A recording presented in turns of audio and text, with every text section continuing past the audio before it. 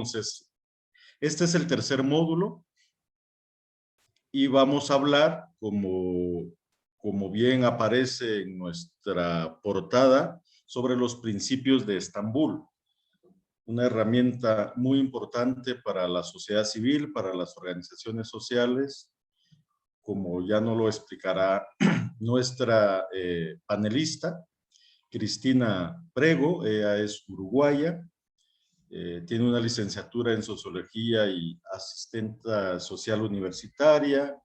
Actualmente es presidenta de la Asociación Nacional de ONGs Orientadas al Desarrollo de Uruguay y directora de la Asociación Civil El Paso, asociación que trabaja en defensa de derechos humanos, especialmente de niñas, niños, adolescentes y mujeres. Es representante de ANON ante la OED, América Latina y el Caribe, ante la Mesa de Articulación de Asociaciones Nacionales y Redes de ONGs de América Latina y el Caribe, y el Encuentro Cívico Iberoamericano, y de forma asociada a la Red de Coalición del Sur sobre Niñez y Adolescencia. Y tiene una amplia experiencia y trabajo en estudios de especialización en género, infancia, adolescencia, violencia basada en género, explotación sexual infantil y trata de personas, entre otras cosas. Así que, Cristina, te damos la más cordial bienvenida.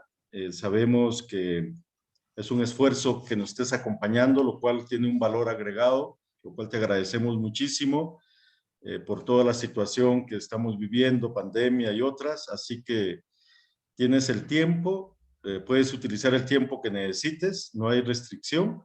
Y al final, pues abriremos ya la conversación con los participantes, para preguntas o comentarios finales.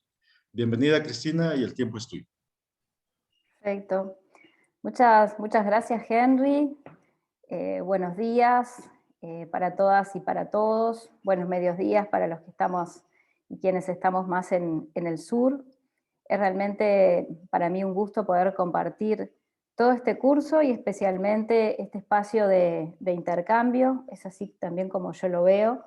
Un espacio de intercambio con todas y todos ustedes en relación a los principios de Estambul.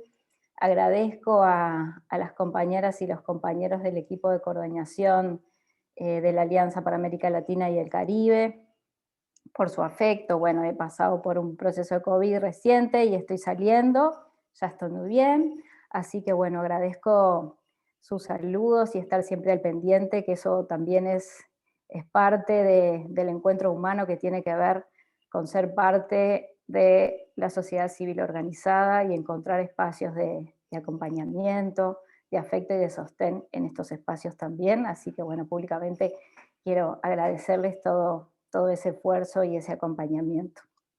Como decía Henry, hoy vamos a intercambiar en relación a los principios de Estambul, como principios muy relevantes para la acción de las organizaciones de la sociedad civil, cualquiera sea su formato, en el marco de la eficacia del desarrollo. Y en este espacio vamos a intercambiar sobre, bueno, el proceso de la producción de los principios, sobre los principios y algunos de los elementos relevantes para poder entenderlos e interpretarlos en los distintos contextos, claramente identificarlos no como una guía cerrada, sino como un espacio de encuentro, de debate, de aprendizajes, y la necesidad imperiosa de que sean contextuados históricamente y socialmente de acuerdo a la realidad de cada país. También vamos a poder compartir algunos avances en relación a los estudios que se han hecho a nivel de la región. Estos estudios se realizaron en distintos países y estamos haciendo el compendio en estas semanas, analizando la aplicación de los principios en cada uno en los estados y en las organizaciones que trabajamos estos temas. Algunos avances en ese sentido vamos a poder compartir, qué se ha encontrado en los países, cuáles son las mayores fortalezas y las debilidades y algunas buenas prácticas que se pudieron identificar para una buena aplicación de estos principios. Y bueno, voy a intentar no tomar más de 40-45 minutos para así después podemos intercambiar, reflexionar, cuestionar algunos planteos, ver qué está pasando, intercambiar en cada uno de nuestros países y también aportar otras buenas prácticas para esta implementación. Entonces, ¿por qué son relevantes? ¿Por qué son importantes estos principios? Porque es una guía que fue acordada por todas las organizaciones, por muchísimas organizaciones sociales en el mundo. Después vamos a profundizar un poco más cómo fue ese proceso de construcción. Más de 2000 organizaciones nos juntamos para establecer de forma voluntaria estos principios ético-políticos que orientan no solo la acción ética, sino también la acción en el marco de las actividades políticas, de los movimientos y de las organizaciones sociales. Pero estos principios, que son voluntarios, que fueron construidos y acordados en procesos largos de trabajo por las organizaciones, también forman parte del marco internacional de la eficacia del desarrollo y que han sido acordados también en articulación y en diálogo con otros actores y están en sintonía con los principios de la eficacia. Aquellos principios que ya estuvieron ustedes intercambiando y conversando en las instancias anteriores, ¿no? El tema de la apropiación, de la alineación, de la gestión orientada a los resultados, de la mutua responsabilidad y la armonización. O sea, estos principios de Estambul, los principios de las organizaciones, de la sociedad civil para su propia eficacia en las acciones del desarrollo, se enmarcan en estos otros principios más generales de la eficacia. Son principios que fueron reconocidos en el encuentro de Busan, por lo tanto están formalizados en ese espacio, y en ese mismo momento están complementados con las recomendaciones para garantizar el entorno propicio para que estos principios puedan claramente ser implementados por las organizaciones sociales. Y esto es muy importante, porque sin duda que hay una responsabilidad en nosotros y nosotras mismas, en las organizaciones, para la aplicación y para la efectividad de estos principios, pero también para los demás actores del desarrollo. Los gobiernos son claramente responsables de que estos principios puedan ser aplicados, para que las organizaciones sociales podamos desarrollarlos y claramente aportar en el marco de la eficacia, sostenidas y guiadas por los principios de Estambul. Por lo tanto, la garantía del ambiente propicio es fundamental para que las organizaciones podamos desarrollar nuestras prácticas con esta orientación. Si no, claramente va a ser una dificultad en ese sentido, y que vamos a ver que en los informes nacionales aparecen claramente estas dificultades que están instaladas o propiciadas por algunos gobiernos, donde los principios, tanto los principios generales que a los cuales se han comprometido los gobiernos, como los principios de Estambul para las organizaciones sociales, no siempre se pueden implementar.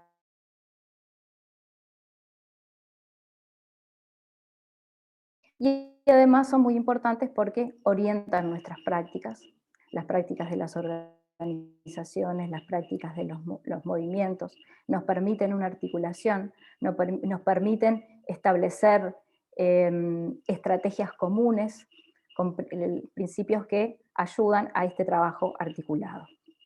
Como les decía al principio, la construcción de los principios fue un proceso.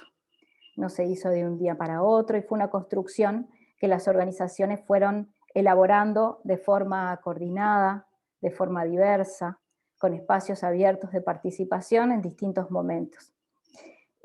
Algo de esto también ya estuvieron ustedes pincelando en las primeras 2 instancias de nuestro curso, y este proceso empieza por allá por el 2008, con una reunión en París de organizaciones sociales.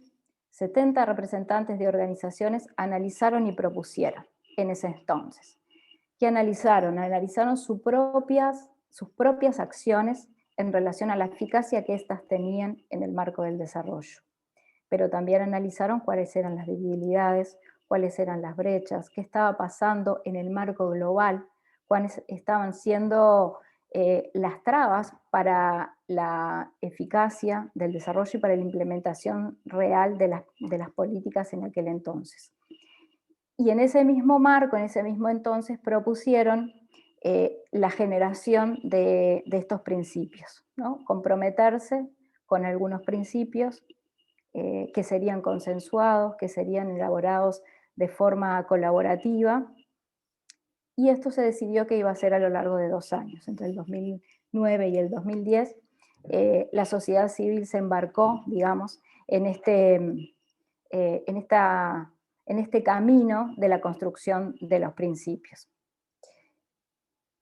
A fines del 2008, en el encuentro en el Foro de Accra, hay algunos avances muy importantes que permiten también el desarrollo de estas discusiones vinculadas a los principios y cierto marco que sostenga y permita su aplicación. En Accra los gobiernos plantearon la necesidad de generar procesos inclusivos, se comprometieron a avanzar en términos de igualdad de género, se comprometieron también a la transversalización de la perspectiva de los derechos humanos y en el tema del ambiente sostenible. Esos fueron elementos muy importantes que también son importantes considerar porque también son nuestras herramientas de exigibilidad para la posibilidad de la aplicación de los principios. En este espacio también los gobiernos se comprometen a apoyar a la sociedad civil como actor innovador, como un actor que aporta al desarrollo, y en ese sentido se fueron avanzando en algunas discusiones.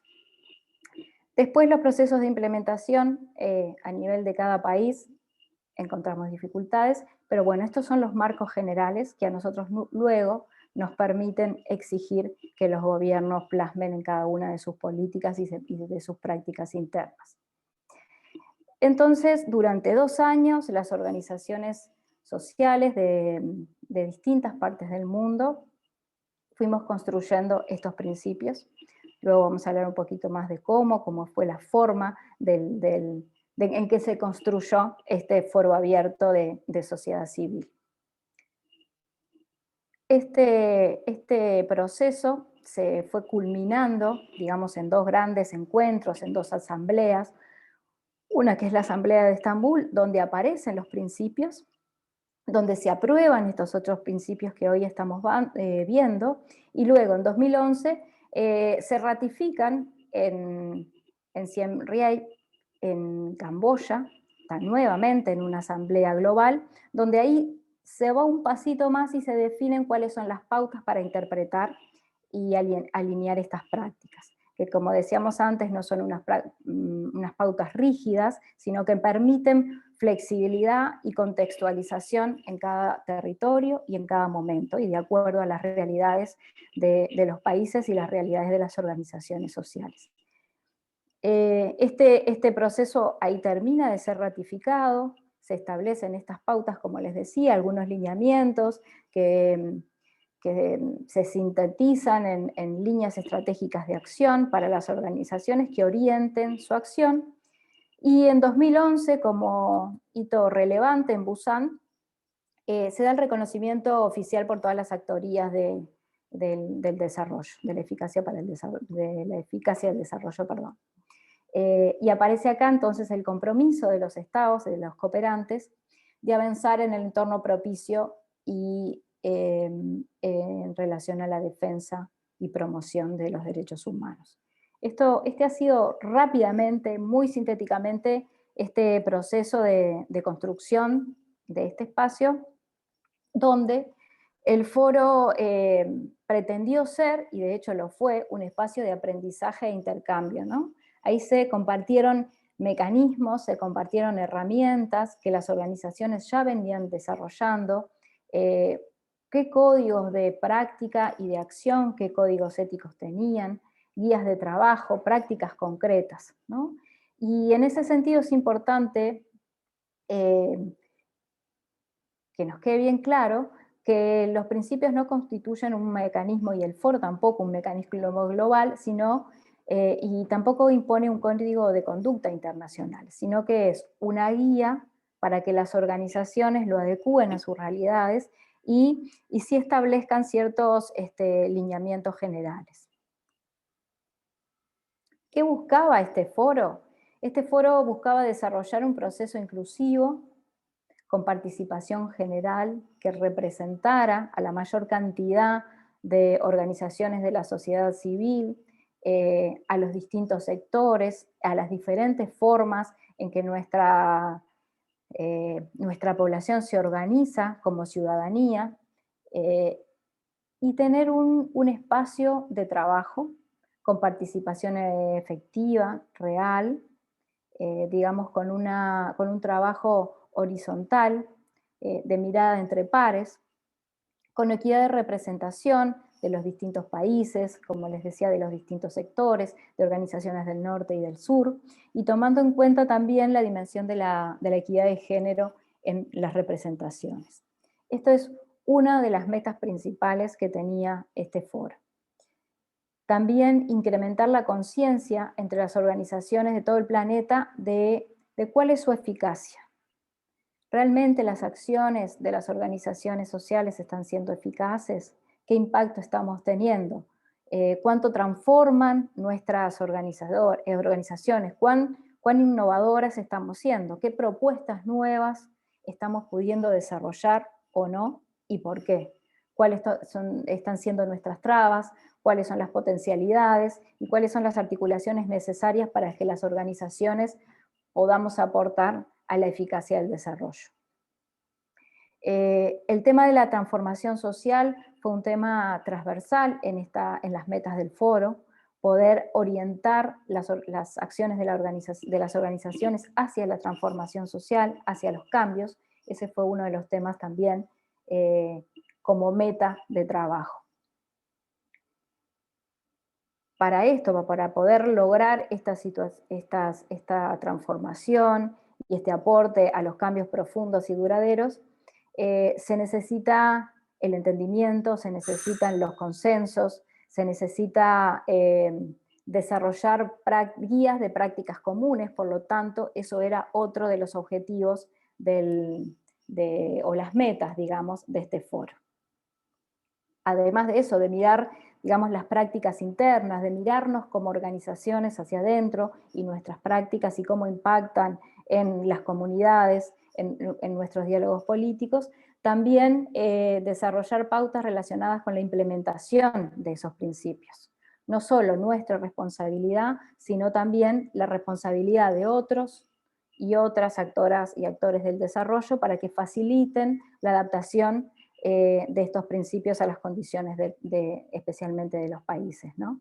Y en este sentido estamos hablando de los gobiernos, estamos hablando de los cooperantes, estamos hablando también de las empresas y la necesidad de que las empresas asuman la responsabilidad de desarrollar los principios de la eficacia, cosa que tenemos hoy algunas dificultades, por no decir varias o muchas, dificultades para esta implementación y para esta articulación.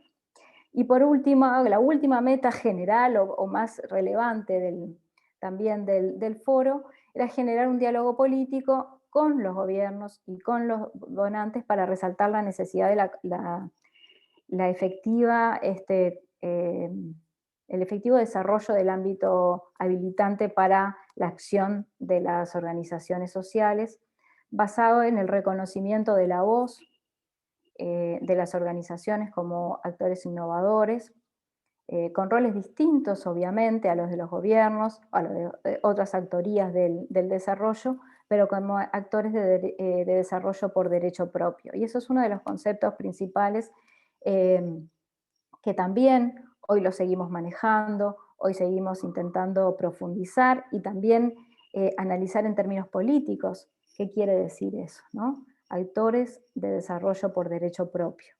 Y ese es un elemento bien interesante para que podamos quizás tomar como un punto de intercambio, de debate hoy en este contexto, en un contexto global de pandemia y pospandemia. Bueno, ¿qué quiere decir para nosotros como organización hoy ser actores de desarrollo por derecho propio? Este proceso, ¿cómo se hizo? Se hicieron encuentros, reuniones, seminarios, encuentros regionales, cumbres, como les comentaba al inicio, 2 grandes asambleas de sistematización de todo lo dialogado a lo largo de todo el mundo y durante 2 años. Como les decía, participaron más de 2000 organizaciones en este proceso y fue, digamos, liderado por un grupo, un espacio representativo que se llamó el Grupo de Facilitación Global. Guió todo el proceso y elaboró los insumos para el debate a partir digamos, de los aportes de las organizaciones, de lo que salía de estas reuniones, de cuáles eran las prácticas, cuáles eran los desafíos que las organizaciones estaban desarrollando a lo largo del mundo. Bueno, construyeron una base de documentos para alimentar y para propiciar el debate entre las organizaciones. Esto, como se imaginarán, fue un proceso complejo, largo, de muchas acciones, de soporte administrativo, de difusión, de armado de documentos, de búsqueda de financiación también, y que tuvo desde el inicio el apoyo del grupo asesor sobre la sociedad civil y la eficacia de la ayuda, que ya por allá por el 2007, un poco antes había sido conformado, el grupo asesor del Comité de Ayuda al Desarrollo de la Organización para la Cooperación y el Desarrollo Económico.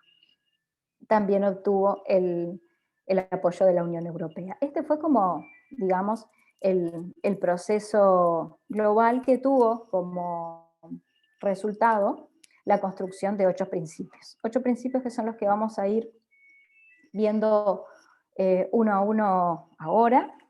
Estos principios simplemente los planteamos de forma aislada como para poderlos analizar, para que sean más fácil de irlos aprendiendo, pero claramente son principios articulados. Cuando los vayamos viendo, nos damos cuenta claramente que ninguno es independiente, son claramente interdependientes uno del otro y uno refuerza al otro. No podemos hablar de la promoción de los derechos humanos sin hablar de la participación y la apropiación democrática. No podemos hablar de eso sin el empoderamiento y la igualdad de las mujeres. Yo creo que los 8 principios son una articulación muy virtuosa, digamos, de las cosas que las organizaciones priorizamos en aquel momento y que claramente seguimos priorizando hoy para nuestra acción y para que, bueno, nuestra acción sea eficaz. Como primer principio aparece retomar y promover los derechos humanos y la justicia social. Esto como un elemento fundamental del trabajo de las organizaciones de la sociedad civil, independientemente de su forma de organización. ¿Y esto qué quiere decir? Transversalizar la perspectiva de derechos humanos en todas nuestras prácticas, en nuestras acciones, en las políticas de las organizaciones, implica poner a las personas y a sus necesidades en el centro. Esto muchas veces perdón, se contrapone con algunas políticas gubernamentales, con algunas acciones administrativas que también desarrollan los gobiernos. Entonces, esto quiere decir que las acciones de nuestras organizaciones deberán siempre estar vigilantes en este sentido, de que las necesidades y las personas sean los ejes de las acciones de los gobiernos y también las acciones de nosotras mismas, de las organizaciones sociales.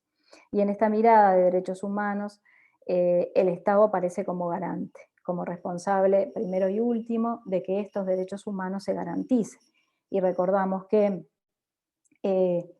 los gobiernos en sus foros se han comprometido a esta a esta transversalización de los derechos humanos en todas sus acciones. Para lograr la promoción de estos derechos humanos como principios éticos y políticos, las organizaciones sostenemos la idea del empoderamiento personal y colectivo. El empoderamiento tiene que ver con promover el reconocimiento de las personas como sujetos y sujetas de derecho, pero no solo en términos personales, sino también colectivos. Las colectividades con sus propios derechos y con la actoría política para la defensa de estos derechos. Eso es parte de la perspectiva de derechos humanos y es parte de la construcción de la justicia social. El reconocimiento de las condiciones estructurales de la desigualdad, eso es fundamental para también avanzar en términos de justicia, no quedarnos solo con los efectos de la desigualdad, sino poder dialogar y analizar estratégica y políticamente esas condiciones estructurales de la desigualdad, que son las que perpetúan esta desigualdad y que limitan las transformaciones, ¿no? Eso es parte de una perspectiva sostenida y pensada desde la justicia social y desde la perspectiva de derechos humanos.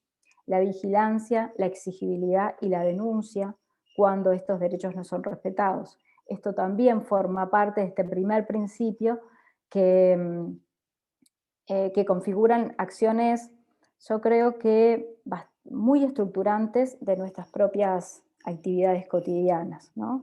Las organizaciones en este proceso de consulta planteaban que estas tres acciones son parte fundamental de sus acciones. A veces no siempre tan identificadas como parte de los principios, pero sí como en la genética de nuestra propia acción, ¿no? Son aquellos principios que nos nuclean, como personas nos nuclean en organizaciones, el tema de exigir al Estado, de ser vigilantes y de denunciar también cuando estos derechos no están siendo vulnerados o no son claramente respetados. El segundo principio habla de la equidad y la igualdad de género, y además promover los derechos de las mujeres y de las niñas. Y como veíamos, este no puede funcionar o aplicarse en la medida que el primero tampoco se aplique, ¿no? Y que los vemos claramente muy interrelacionados, ¿no? Y en este sentido volvemos a esta necesidad de reconocer las desigualdades históricas, ¿no? Reconocer la desigualdad de género como algo constitutivo de nuestras relaciones sociales, que han trascendido a la historia y también trascienden a las realidades nacionales, ¿no? Reconocer esas desigualdades es el primer paso para poder abordar la igualdad de género. Ir más allá de las mejoras prácticas, ¿no?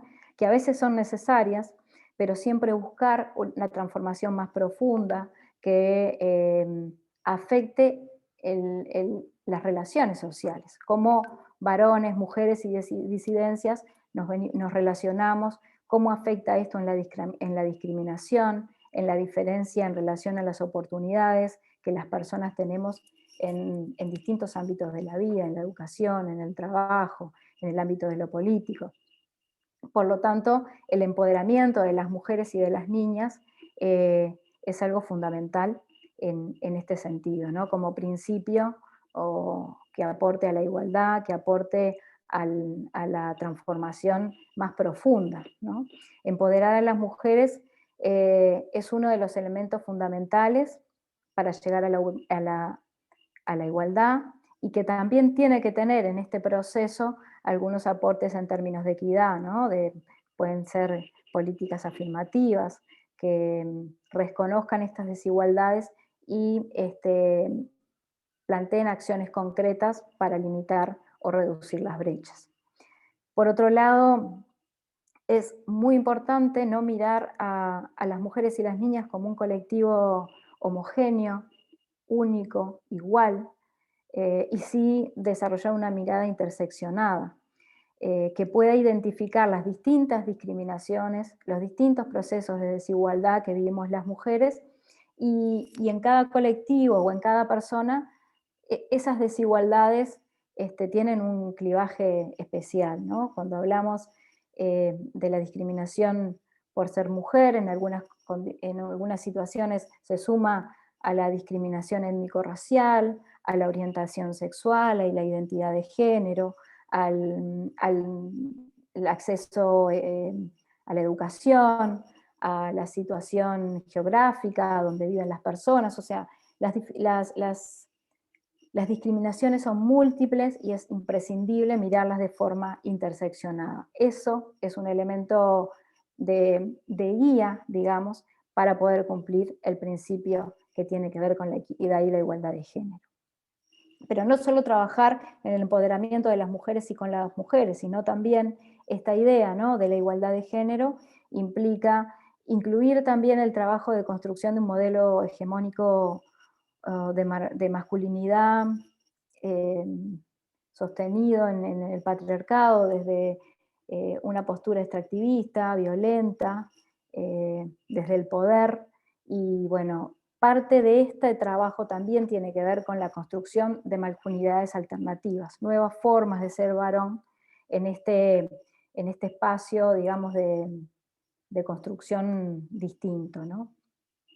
Y también ahí identificar y transformar prácticas discriminatorias a la interna de nuestra organización.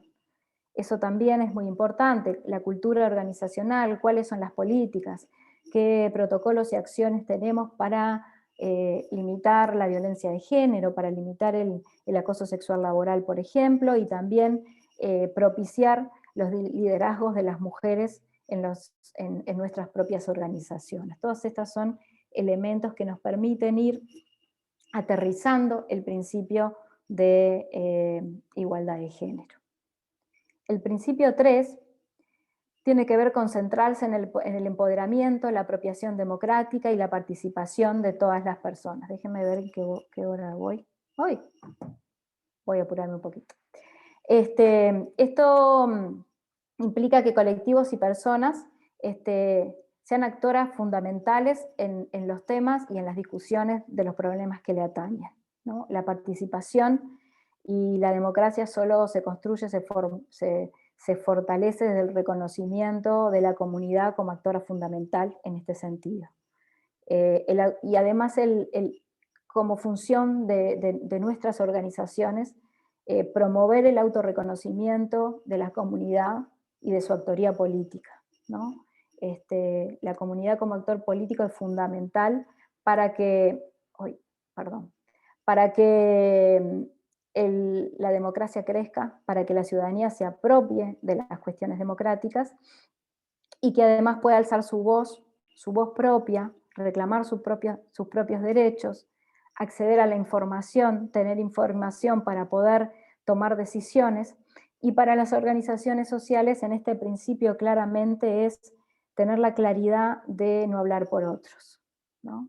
De que nuestra función tiene que ver con promover la voz propia de las comunidades y de las organizaciones y no ser de alguna forma menos representantes en ese proceso, porque eso, bueno, es cuestión de otros lados, de los parlamentos, pero no de las organizaciones sociales. Nuestro propósito en ese sentido tiene que ver con el empoderamiento y la autonomía de los colectivos y las comunidades. Como cuarto principio, promover la sostenibilidad ambiental. Este es un principio que también debe ser transversal y que no solo mirado por aquellas organizaciones que quizás desde su expertise o trabajo concreto desarrollan acciones directas en este tema, sino que miramos el promover la sostenibilidad ambiental en términos de un equilibrio desde lo social, lo económico y lo ambiental, por lo tanto la responsabilidad de todos y de todas en ese sentido, ¿no? Promover la sostenibilidad para las generaciones presentes y para las generaciones futuras, ¿no? También esto es un tema fundamental en el pienso en relación a la sostenibilidad, ¿no? No estamos en este mundo hoy, es necesario que el mundo se sostenga para las generaciones futuras en todos estos ámbitos, ¿no? En el ámbito ambiental y en el ámbito social.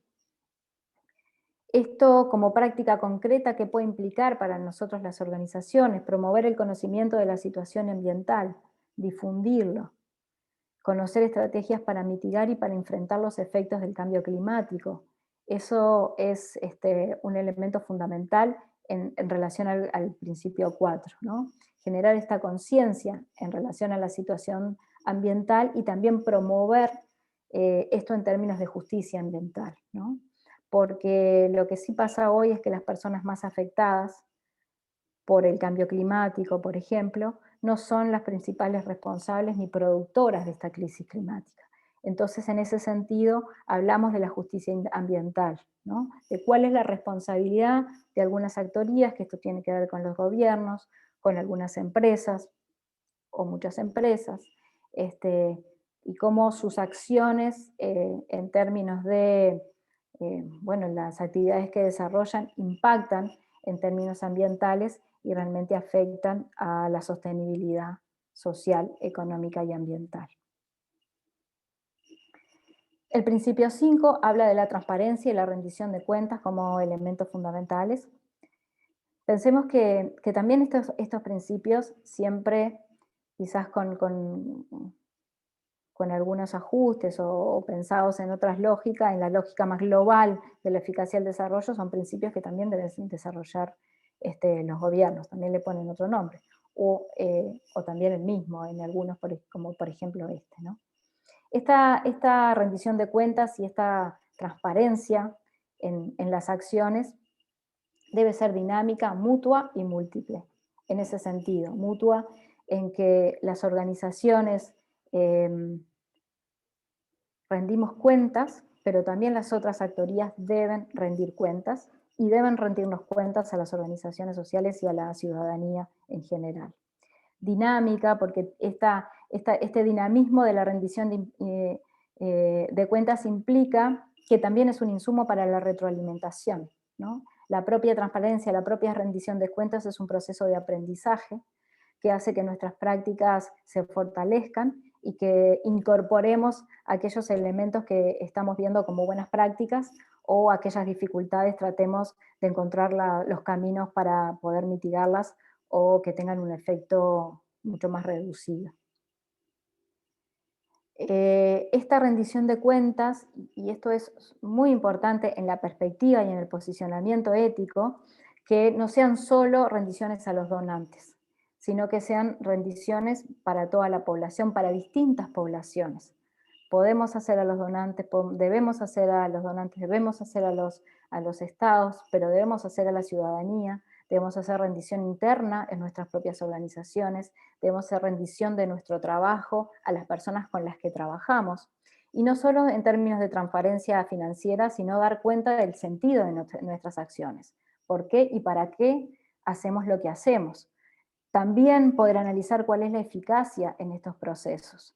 También dar cuenta de cómo tomamos las decisiones, cuál es la democracia interna en, en nuestras propias organizaciones. Esto genera hacia el afuera mayor confianza, mayor credibilidad, y eso es algo que también fortalece a las organizaciones sociales. Pero también este principio tiene sus tensiones, claramente, ¿no? Cuando hablamos de democratizar la información, cuando hablamos de abrirlos como organizaciones y dar la información, este tipo de acciones nunca debe poner en peligro la vida de la organización. ¿Por qué? Porque hay contextos donde las prácticas de gobierno realmente son muy restrictivas, donde claramente no hay procesos democráticos, donde las organizaciones podamos desarrollar nuestras acciones en libertad. Entonces, estos procesos de rendición de cuentas y de transparencia muchas veces ponen en riesgo y en peligro la vida de las organizaciones. Por lo tanto, las formas de la rendición de cuentas las debemos siempre pensar en términos contextuados dentro del entorno habilitante que tenemos como para poder hacerlas. Y además, son un desafío constante en la práctica, ¿no? Porque a veces tienen costos importantes que las organizaciones no tenemos, incrementa la carga de trabajo, y a veces implica también analizar constantemente la protección de datos personales o de los datos más sensibles en relación a la población con la que nosotros trabajamos. Es un principio muy interesante no sé, que podemos generar como mucho espacio para debatir y para seguir aprendiendo de las prácticas de otras y de otras organizaciones, de los sectores, de cualquier tipo de movimiento social. Como principio 6, establecer alianzas equitativas y solidarias, que esto implica, el respeto de las autonomías de las organizaciones, implica un trabajo colaborativo y en condiciones de igualdad, ponernos, digamos, a intercambiar desde un lugar de horizontalidad, reconociendo los saberes de los otros, reconociendo los saberes y valorizando los saberes de las comunidades, practicando la solidaridad y tratando de promocionar, de profundizar, no promocionar, de profundizar la confianza, ¿no? Pero también lo importante es de promover una postura descolonial, ¿no? Incluso en los intercambios de las propias organizaciones. A nivel global, establecer alianzas que quiebren esta lógica que aún impera, también en nuestros partenariados de organizaciones globales y nacionales, de esta lógica colonial en algunos espacios, ¿no? Esto es parte también de este principio 6, ¿no? Y generar mecanismos y condiciones claras de las alianzas, tanto con otros donantes o cuando organizaciones de sociedad civil internacionales se transforman también en donantes, ¿no? Aclarar estos mecanismos, estas formas que a veces no producen o no promueven alianzas equitativas y solidarias. Entonces, bueno, eso es un elemento importante a poder profundizar.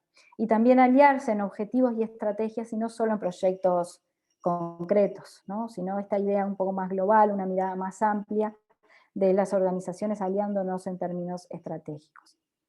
Como principio 7, crear y compartir conocimiento y comprometernos con este mutuo aprendizaje, ¿no? Crear nuevos saberes sostenidos en el trabajo de las personas, en el trabajo con las comunidades, promover la innovación, pero también mejorar las capacidades que ya tenemos a partir de este intercambio y de este aprendizaje mutuo. La democratización del conocimiento es fundamental en articulaciones con la academia.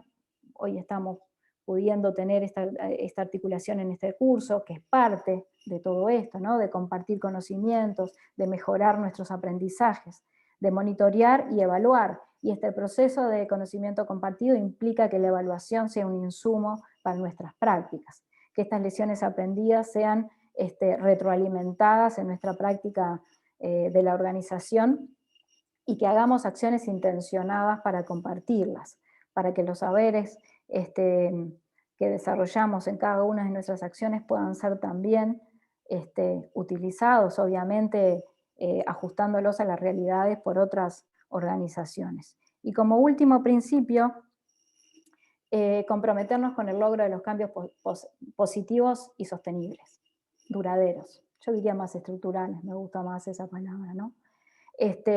Evaluar siempre procesos socioeconómicos y políticos, tener esta mirada más estratégica y más global, y no solo impactar en los efectos, sino en las causas de la desigualdad, en las causas que nuestras comunidades viven muchas veces con más claridad los efectos en la vida cotidiana de estos procesos de desigualdad social estructurales, ¿no? La necesidad del involucramiento y la participación de las personas, promover sus capacidades analíticas. Esto produce los cambios positivos y sostenibles en la medida que las personas y las comunidades desarrollan estas capacidades analíticas para poder identificarse como sujeto político colectivo en cada espacio, en cada momento, en cada realidad en la que van viviendo. También promover la complementariedad de estas miradas, analizar esos efectos, analizar los efectos y los impactos de nuestras acciones, cómo afectaron, qué transformaron, qué no transformaron, y también poder identificar cuáles de aquellas prácticas que a veces parecen prácticas innovadoras, en términos más estratégicos, ponen freno a algunas transformaciones más profundas, ¿no? A veces nuestros intereses prácticos se chocan con los intereses estratégicos y eso a veces hay que estarlos mirando con mucha claridad, ¿no? Reforzar también los diálogos e involucrar otras actorías para que estos procesos realmente puedan complementarse. Estos son los otros 8 principios que en Estambul se acordaron, digamos. ¿Qué condiciones entonces son necesarias para el desarrollo de estos principios? Rápidamente, el entorno favorable para la eficacia del desarrollo, el cumplimiento de los gobiernos con sus obligaciones en materia de derechos humanos, lo que permite organizarse y participar a la ciudadanía, el reconocimiento de las organizaciones de la sociedad civil como actoras del desarrollo por derecho propio, estructurar un diálogo democrático de carácter político a la interna de los países. Los gobiernos deben incluir políticas de transparencia y rendición de cuentas y crear un financiamiento favorable para que estos principios se puedan implementar. Estas condiciones son necesarias para que como organizaciones sociales podamos desarrollar nuestros principios. Entonces, en la medida de que vamos a analizar nuestra implementación, tenemos que tener en cuenta este contexto y si esto está pasando en nuestros países. Porque si en nuestros países esto no está pasando, vamos a tener muchas dificultades para poder efectivamente implementar los principios. Lo que hemos encontrado en estos estudios que les comentaba que hicimos a nivel regional, fueron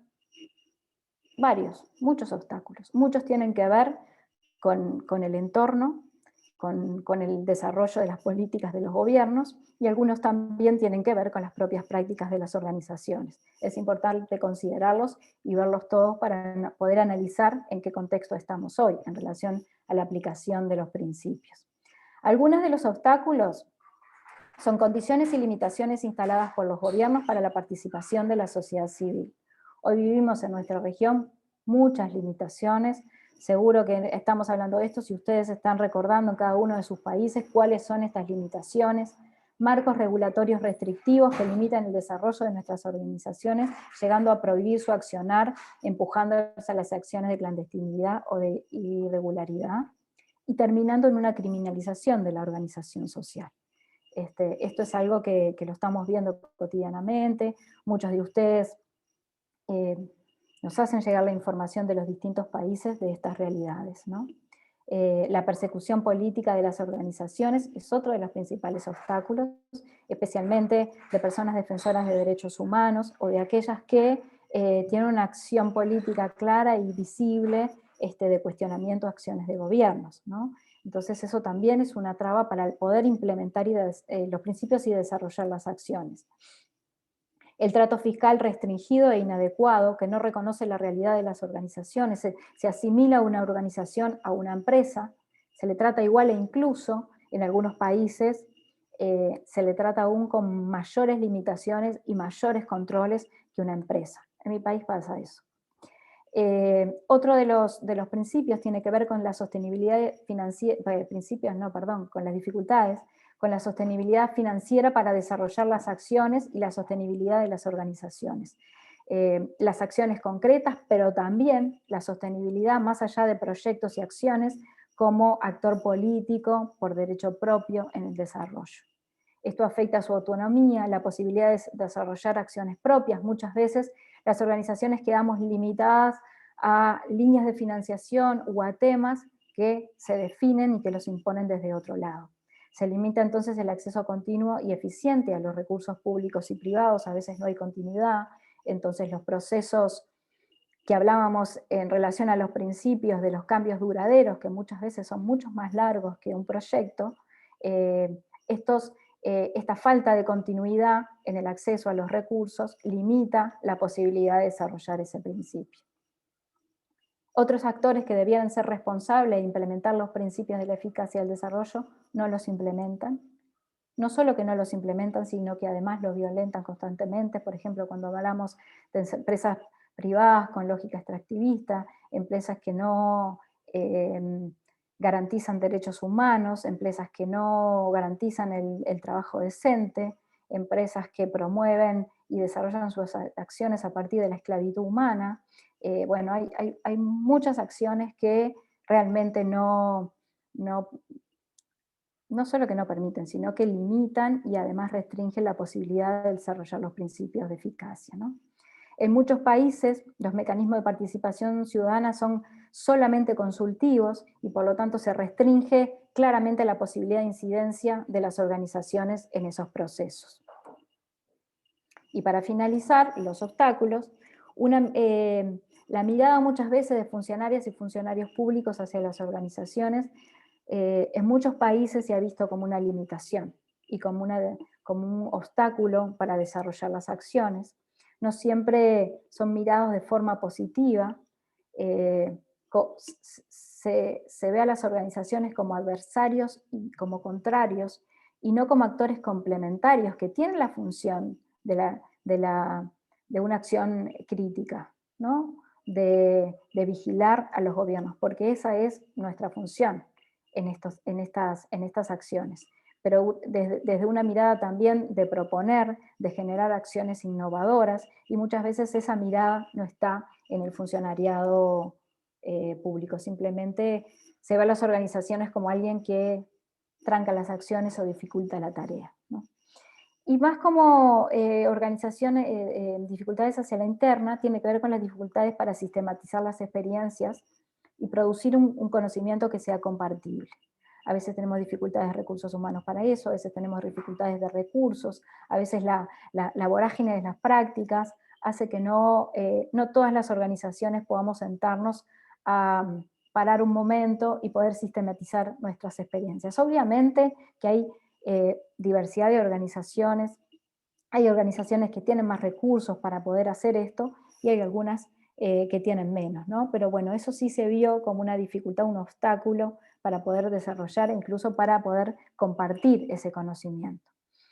Y por otro lado, el desconocimiento de estos principios, no todas las organizaciones los conocen de la misma forma, algunas los conocen más, otras los conocen menos, y la articulación con la implicancia política que estos principios tienen. Todas las organizaciones lo que dijeron en sus estudios es que estos principios son parte de su accionar ético, pero no siempre están claramente identificados o explícitamente nominados como los principios de Estambul, como los principios de la eficacia al desarrollo de las organizaciones sociales. Y para ir terminando ya, quería compartir con ustedes algunas de las buenas prácticas que surgieron en los estudios, que quizás podemos ahora seguir complementando y compartiendo más buenas prácticas en este sentido. Y algunas de ellas fueron la inclusión específica de los principios de Estambul como elementos orientadores en los códigos de comportamiento ético de las organizaciones y las plataformas. Eso es visualizado como una buena práctica, aquello que específicamente incluye a los principios en las prácticas esperadas de comportamiento ético de las plataformas. La creación de políticas y protocolos organizacionales o institucionales para combatir la discriminación y la violencia de género dentro de las organizaciones. Políticas escritas, claras, compartidas, que todo el mundo las conozca y que además se acompañen de procesos de sensibilización, de capacitación y de transformación de prácticas cotidianas. Desarrollar capacidades en las comunidades y aportar asesoría jurídica a las comunidades, especialmente aquellas que están bajo amenaza en su trabajo, especialmente de defensa de recursos naturales. Eso ha sido una práctica que fue identificada muy asociada al posicionamiento político y ético de los principios. Y como última, desarrollar mecanismos claros y sistemáticas para la rendición de cuentas de las acciones de la organización. Hay diversos formatos, varias experiencias en términos de rendición de cuentas que toman los principios de Estambul para concretizarlas, para tener indicadores claros en ese sentido y para poder complejizar esta forma de rendir cuentas. que no implica solo hacer un informe en términos como lo establece un cooperante, por ejemplo, o un donante, sino también generar nuevos mecanismos accesibles a las distintas poblaciones, a las distintas edades, que pongan en conocimiento de la población de las acciones de las organizaciones sociales. Bueno, por acá vamos terminando. Les agradezco el espacio y abrimos, no sé, Henry, si te parece, el espacio para poder intercambiar.